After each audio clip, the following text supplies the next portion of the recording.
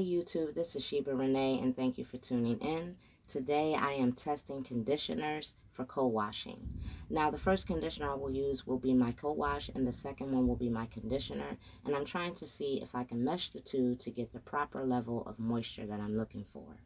So if this is something that interests you or you're already into co-washing or looking into it, let this video play. Also do me the honors of subscribing to my channel. I try to upload tutorials every week on natural hair for you guys.